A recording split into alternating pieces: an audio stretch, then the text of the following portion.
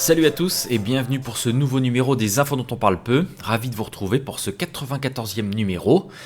Au sommaire cette semaine, nous allons parler d'infos internationales. Nous parlerons du Moyen-Orient avec le Yémen et l'aide humanitaire des Iraniens qui n'est toujours pas arrivé à destination. Nous parlerons des coupeurs de tête en Arabie Saoudite, du Qatar qui enferme les journalistes et d'Israël. En France, nous parlerons du mur contre les gens du voyage à la frontière avec la Belgique et de Agnès Saal qui a retrouvé un emploi, on est rassuré. Dans la partie économie, nous parlerons du chômage en France, de la Grèce et du rapprochement entre la Chine et la Russie.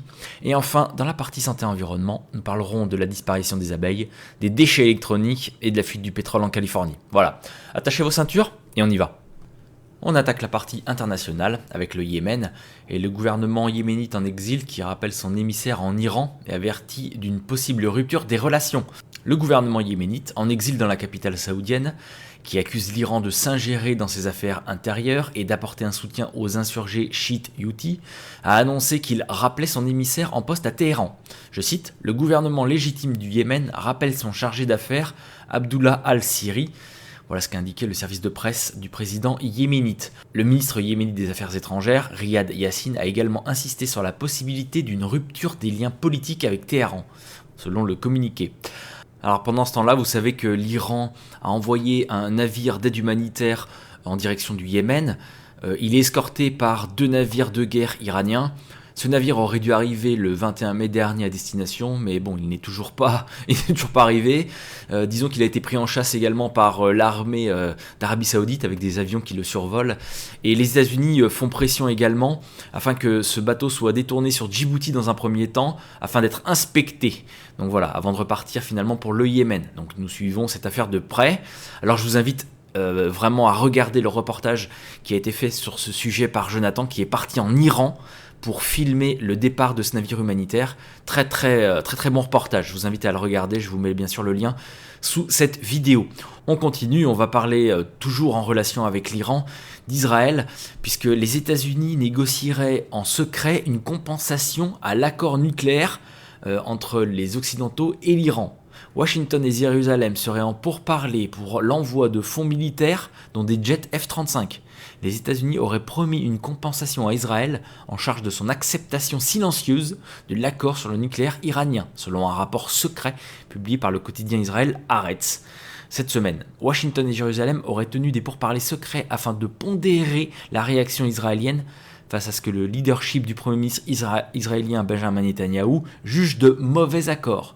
Le deal entre les deux alliés serait constitué d'une livraison d'armes de pointe et de 50 jets de combat F-35 qui s'ajoutent aux batteries de défense antimissiles Dôme de fer et Arrow 3. Je cite, « La Maison-Blanche est prête à payer un prix très lourd pour obtenir un peu de calme des Israéliens à ce stade. Nous sommes surpris que la demande n'ait pas été faite », a déclaré un officiel anonyme au journal. On continue avec Israël. Alors vous savez que les Palestiniens de Cisjordanie qui se rendent chaque jour en Israël pour travailler, il y avait une mesure qui avait été mise en place comme quoi les Palestiniens et les Israéliens ne prenaient pas le même bus, vous savez. Cette mesure avait été mise de côté temporairement, mais Benjamin Netanyahou, lui, est revenu sur cette interdiction. Il a rapidement réagi et il a ordonné de suspendre cette mesure tout juste entrée en vigueur, interdisant aux Palestiniens de Cisjordanie occupés d'aller au travail avec le même bus que les Israéliens. Je cite, « Cette proposition est inacceptable pour le Premier ministre. Il a parlé ce matin avec le ministre de la Défense et il a décidé de geler cette proposition », a dit un responsable sous couvert de l'anonymat. On continue, on va parler des coupeurs de tête en Arabie Saoudite. Alors vous savez que l'Arabie Saoudite est le meilleur allié de la France au Moyen-Orient. Le royaume ultra-conservateur cherche à recruter 8 bourreaux pour répondre à la hausse des exécutions. Voilà, un métier qui a de l'avenir. François Hollande, qui a fait de l'Arabie Saoudite le meilleur allié de la France, eh bien, le lui rend bien avec la promesse de dizaines de milliards d'euros de contrats à la clé. Critiqué pour cette alliance contre nature entre le pays des Lumières et le royaume sunnite ultra-conservateur, le président français a rappelé lors de son séjour la semaine dernière à Riyad que la France militait pour l'abolition de la peine de mort. Je ne sais pas si quand il va aux États-Unis, il en parle également, mais pas sûr. Et partout dans le monde. Bon, une façon pour le moins timide de tenser l'effroyable bilan au royaume saoud en la matière. En effet, depuis le début de l'année 2015, l'Arabie Saoudite a exécuté au moins 85 personnes, soit presque autant que toute l'année 2014, qui était à 88 personnes. Ce qui place la pétromonarchie au 3e rang mondial, derrière la Chine et l'Iran. Si la majorité des cas concernent des meurtres, au moins 38 personnes ont été exécutées pour trafic de drogue, souligne l'ONG humanitaire Human Rights Watch. Alors vous voyez à l'écran la différence entre l'Arabie Saoudite et l'État islamique. Vous voyez que finalement l'un et l'autre se valent à peu près. On continue, on va parler de l'Irak et de Daesh qui s'empare de la ville de Ramadi et se rapproche de Bagdad. Le groupe djihadiste de l'État islamique a affirmé avoir pris le contrôle total de la ville irakienne de Ramadi, à une centaine de kilomètres de l'ouest de Bagdad. Un sévère revers pour les forces pro-gouvernementales. L'État islamique a revendiqué cette victoire sur les forums djihadistes. Je cite, « Dieu a permis aux soldats du califat de nettoyer toute la ville de Ramadi », écrit le groupe, agitant. Il la contrôle avec les bataillons de chars et lance-missiles s'y trouvant, ainsi que le centre de commandement des opérations de la province d'Al-Anbar. Des dizaines de membres de forces pro-gouvernementales ont été tués et des centaines de renégats ont fui, s'est-il félicité, en faisant référence par le terme renégat aux combattants des tribus sunnites alliés du gouvernement. Donc voilà, ils sont plus qu'à 100 km de Bagdad. C'est vraiment la débandade en Irak. Et on sait à quoi c'est dû et à qui c'est dû également. On va parler également du Qatar, puisque un journaliste de la BBC, travaillant sur les ouvriers du mondial, a été arrêté. Un journaliste de la BBC, invité au Qatar pour une visite guidée sur les conditions des expatriés travaillant sur les chantiers du mondial 2022, a été arrêté et détenu pendant 24 heures, a rapporté lundi la chaîne britannique. Mark Nobel, reporter économique à la BBC basé à Dubaï, a indiqué avoir été arrêté dans la capitale Doha avec 3 membres de son équipe alors qu'il filmait un groupe de travailleurs népalais. Ils ont été détenus pendant plus de 24 heures et ont passé 2 nuits en prison. Aucune accusation n'a été retenue contre l'équipe de la BBC, dont le matériel confisqué n'a cependant pas été restitué. On parle maintenant de l'Égypte où Mohamed Morsi a été condamné à mort. L'ex-président islamiste a été condamné à mort près de 2 ans après sa destitution par l'armée. Le verdict est tombé pour le premier président jamais élu démocratiquement en Égypte. Près de 2 ans après sa destitution par l'armée, l'ancien président islamiste Mohamed Morsi a été condamné à mort pour des évasions de prison et des violences pendant la révolte de 2011. Mohamed Morsi peut faire appel. Une centaine d'autres accusés pour ce procès, pour évasion, dont des dirigeants éminents de sa confrérie des Frères musulmans, ont également écopé de la peine capitale qui doit, pour tous les accusés, recueillir l'avis non contraignant du mufti d'Égypte avant d'être confirmé ou infirmé. Ce qui me fait dire qu'on soit pour ou contre Mohamed Morsi, la démocratie n'aura jamais lieu en Égypte, puisque l'avis du peuple est bafoué. On a fait un coup d'État contre cette personne et maintenant elle est condamnée à mort. Voilà. De toute façon, l'Égypte est un pays beaucoup trop important pour l'Empire, vous vous rendez bien compte. Hein. C'est par là que transite le pétrole. On ne peut pas laisser l'Égypte, et puis il y a Israël à côté, la Cisjordanie pas très loin.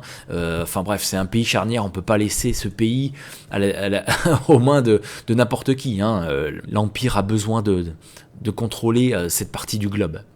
On continue, on va parler de David Cameron qui veut avancer la date du référendum sur l'Union Européenne. Alors ça, on ne se demande pas si c'est parce que plus le temps avance, plus l'Union Européenne provoque de mécontentement au Royaume-Uni, donc j'imagine que s'il veut avancer, c'est pour éviter de prendre une trop grosse claque.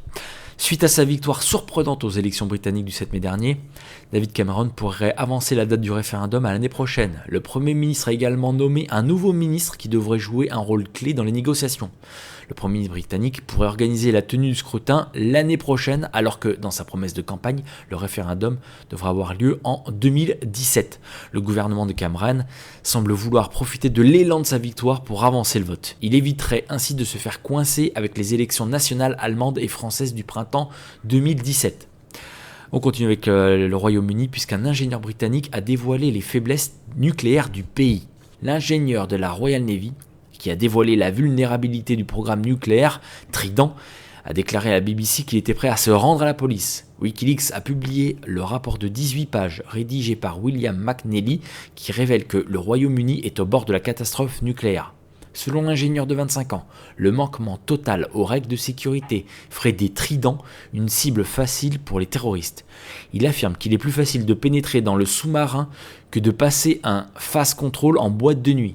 Il met en cause la négligence des militaires responsables du maintien opérationnel des sous-marins porteurs des Tridents, qui sont l'élément clé des forces nucléaires britanniques de dissuasion.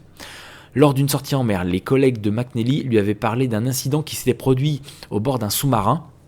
Un incendie qui s'était déclaré en mer et avait tué au moins 50 marins. L'ingénieur affirme avoir tenté d'attirer l'attention du commandement militaire sur ces problèmes sans qu'aucune réaction n'ait suivi. Il a alors décidé de publier le rapport sur Internet. On parle maintenant du drone européen qui s'appelle MAL et on se demande s'il peut relancer l'Europe de la défense. L'Allemagne, la France et l'Italie veulent développer un drone militaire de haute performance en faisant appel à l'expertise des industriels européens. Le premier appareil dédié à des missions de renseignement et de reconnaissance pourrait être livré en 2025. Un petit pas pour les armées européennes, un grand bond pour l'Europe de la défense. Jean-Yves Le Drian, ministre de la Défense, et ses homologues allemands et italiens ont donné leur accord pour financer une étude de développement d'un drone européen.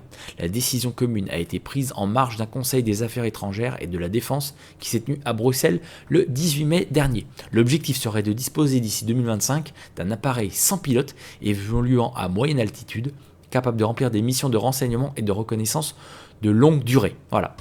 On va parler également de l'incendie qui s'est déclaré à Bakou, dans la capitale de l'Azerbaïdjan. 16 personnes sont mortes et plusieurs autres blessées dans l'incendie spectaculaire d'une tour de 15 étages dans la capitale.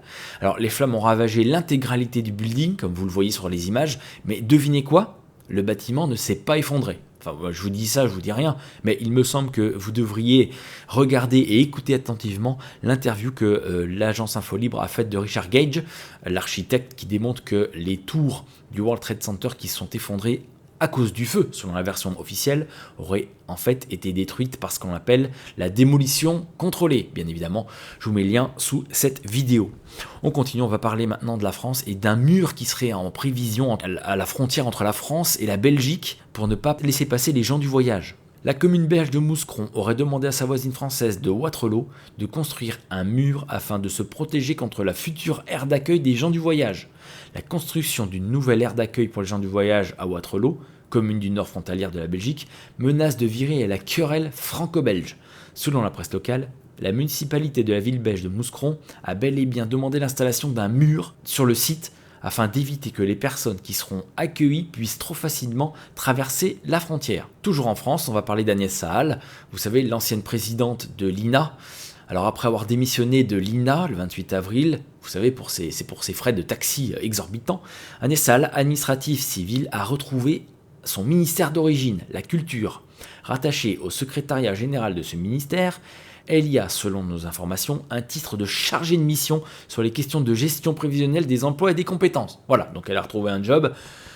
Écoutez, l'administration française lui a retrouvé un job malgré les casseroles qu'elle a aux fesses, tant mieux pour elle, hein, c'est quand même assez scandaleux. On termine ces infos internationales en parlant d'une information un peu plus légère. C'est Haribo qui élimine ses bonbons noirs en Scandinavie parce qu'ils ont été accusés de racisme. Sous la pression des internautes, Haribo retire de la vente en Suède et au Danemark des bonbons à la réglisse qui représentaient des masques primitifs africains. La pression des consommateurs a fait céder Haribo. Le fabricant de bonbons a annoncé le 17 janvier dernier qu'il arrêtait de vendre en Suède et au Danemark des bonbons à la réglisse que certains clients trouvent racistes. Ces bonbons faisaient partie de l'assortiment Skipper Mix lancé par le confiseur allemand il y a de nombreuses années. On attaque la partie économie, on démarre avec la France. Alors pour faire baisser le chômage, Pôle emploi veut radier massivement. L'une des conditions pour être inscrit à Pôle emploi et toucher le chômage est de chercher activement du travail. Et il faut chercher car Pôle emploi en général n'est pas vraiment sur le coup et ne vous propose pas grand chose. Mais faute de trouver, certains abandonnent la recherche et le gouvernement en a marre. Les contrôles vont être renforcés et bon nombre d'inscrits qui ne cherchent pas effectivement du travail vont être radiés. Et le chômage va par magie baisser. C'est un peu le cas aux États-Unis où on nous bassine avec le plein emploi, alors que vous le savez, la majeure partie des gens ont été radiés des listes et que le nombre de sans domicile fixe explose. C'est ce que je vous ai dit la semaine dernière dans les infos dont on parle peu, numéro 93, notamment en Californie. On continue avec la France. Par contre, l'armée de terre va devenir le premier recruteur de France. Ça veut tout dire, ça veut dire qu'on mise tout sur l'armement, la vente d'armes, notamment en Arabie Saoudite et au Qatar, et maintenant l'armée de terre qui devient le premier recruteur de France. En 2015, l'armée de terre va devenir le premier recruteur de France en France, a annoncé le 19 mai au cours d'une rencontre de presse son chef d'état-major, le général Jean-Pierre Bosset. Ainsi, 12 000 jeunes devraient rejoindre les rangs d'ici la fin de l'année, contre 7 000 prévus initialement. Un objectif jamais visé, un effort extrêmement important. On passe maintenant à la Grèce, et la Grèce qui a un besoin d'un accord immédiat. La Grèce a besoin d'un accord immédiat avec ses créanciers d'ici la fin mai, afin de résoudre la question cruciale des liquidités. C'est vrai que là, on a raclé les fonds de tiroir en Grèce, maintenant il y a besoin de liquidités. Un accord est nécessaire immédiatement. C'est pourquoi nous parlons de la fin mai pour résoudre des questions de liquidité cruciales, a dit M.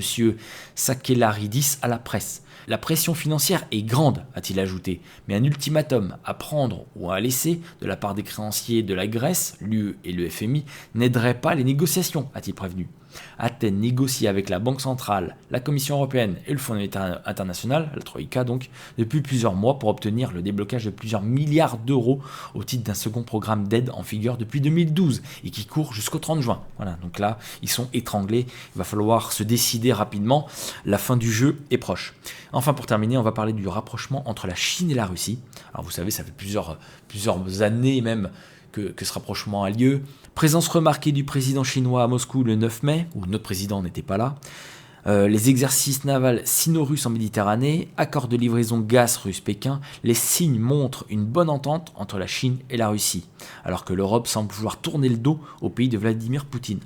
La presse officielle chinoise louait le 12 mai la relation de plus en plus étroite entre Pékin et Moscou, tandis que les deux puissances lançaient conjointement des manœuvres navales inédites en Méditerranée. Ces exercices rassemblent 9 navires de guerre russes et chinois pour une durée prévue de 11 jours, a rapporté le quotidien Global Time. Du port de Novorossiysk, sur la mer Noire, les bâtiments devraient gagner la Méditerranée, une partie du monde où les deux pays n'ont encore jamais procédé à des exercices militaires communs, ont précisé les médias de Pékin. Je cite, « Cela montre clairement que les deux pays vont œuvrer ensemble au maintien de la paix et de l'ordre international de l'après-guerre », a commenté l'agence de presse Chine Nouvelle, qui voit dans ce rapprochement la garantie d'une contribution à un monde meilleur. On attaque la partie santé et environnement maintenant, on va parler de l'Amérique du Nord et la moitié des abeilles ont été tuées en un an. Les apiculteurs américains ont perdu en moyenne 42% de leurs colonies en seulement un an. Un rapport préliminaire de l'organisme Bee Informed Partnership et du ministère de l'Agriculture sonne l'alarme. 2014-2015 arrive à la deuxième place des années les plus meurtrières enregistrées. Les abeilles n'avaient pas besoin de ça. Elles connaissent un effondrement de leur population baptisé Colony Collapse Disorder. Il a débuté en France dès 1998 et atteint les États-Unis en 2006. Ce phénomène se traduit par des ruches complètement vides de leurs occupantes, le plus souvent à la sortie de l'hiver. Dans certains cas, les apiculteurs constatent 90% de leurs ruches vides, alors qu'en temps normal, seuls 10% ne passent pas l'hiver. C'est de toute évidence un désastre pour les apiculteurs, mais la catastrophe pourrait s'étendre à toutes les cultures dépendantes des abeilles comme pollinisateurs. Les pommiers, les amandiers, les oignons, les avocatiers. L'analyste en économie agricole Ronnie Johnson, dans le récent déclin des colonies d'abeilles, évalue la perte à 15 milliards de dollars si les abeilles venaient à disparaître. Et au-delà de cet aspect économique, il y aurait bien sûr la perte d'une espèce capitale en termes de biodiversité. On parle maintenant des déchets électroniques et un trafic mondial qui s'élève à 17 milliards d'euros. Selon une récente étude du Programme pour l'environnement des Nations Unies, 60 à 90% des déchets électroniques sont revendus et ou illégalement jetés par des trafiquants. Interpol estime qu'une tonne de déchets électroniques se négocie environ 500 $ au marché noir, avec une prévision de 41 à 75 millions de tonnes émises chaque année. Dès 2017, le montant du trafic est estimé entre 12 et 19 milliards de dollars, soit 10 à 17 milliards d'euros. L'étude Crime Waste Risk Gaps and Challenge in the Waste Sector rappelle que les déchets électroniques sont désormais la principale source de déchets dans le monde et également ceux dont la quantité croît le plus vite. Selon l'UNEP, en plus du renforcement de l'arsenal juridique pour lutter contre ce fléau, le monde doit prendre conscience que la gestion des déchets représente un potentiel d'affaires annuel de 410 milliards de dollars. C'est évident que l'obsolescence programmée, de la part des grandes multinationales, fait beaucoup de mal à l'environnement. Voilà, c'est terminé pour ce numéro. Je vous remercie tous pour votre attention. Je remercie tous ceux qui nous envoient des informations tout le long de la semaine. Je remercie tous ceux qui soutiennent financièrement l'agence Info Libre, bien sûr. Rendez-vous la semaine prochaine pour une nouvelle vidéo des infos dont on parle peu. En attendant, vous pouvez aller visiter le site de l'agence Info Libre, agenceinfolibre.fr. Vous y trouverez toutes nos productions, ainsi que tous les articles relayés par l'agence Info Libre. Alors au menu cette semaine, vous avez donc le reportage de Jonathan en Iran sur l'aide humanitaire apportée par l'Iran au Yémen. Vous avez également l'article qui montre que la FIFA doit montrer le carton rouge à Israël. Vous avez la manifestation contre la réforme du collège. Vous avez l'interview de Richard Gage, fondateur de l'association Architect and Engineer for 9/11 Truth. Vous avez également le reportage sur Thierry Borne qui voulait récupérer son camion. Voilà, vous avez de quoi faire. N'hésitez pas, visitez le site de l'agence Info Libre. Bien évidemment, nous avons notre chaîne YouTube, la chaîne Dailymotion, le Facebook, le Twitter de l'agence Info Libre. Vous en avez l'habitude. N'oubliez pas également la lettre d'analyse et d'information libre de l'agence Info Libre. Le numéro 3 est disponible gratuitement sur le site de l'agence Info Libre. Téléchargez-le, lisez ça tranquillement chez vous. Le numéro 4 a pris un petit peu de retard, avec un mois de mai éclaté. C'est vrai qu'on a pris de retard, un retard sur l'écriture, un retard également sur la mise en œuvre du système d'abonnement. Bref, on est un petit peu en retard sur tout, mais vous inquiétez pas, ça arrive. Différents reportages de l'agence Info Libre sont également dans les tuyaux. On vous en reparlera très prochainement. Voilà, merci encore une fois pour votre attention. Rendez-vous la semaine prochaine. Ciao à tous.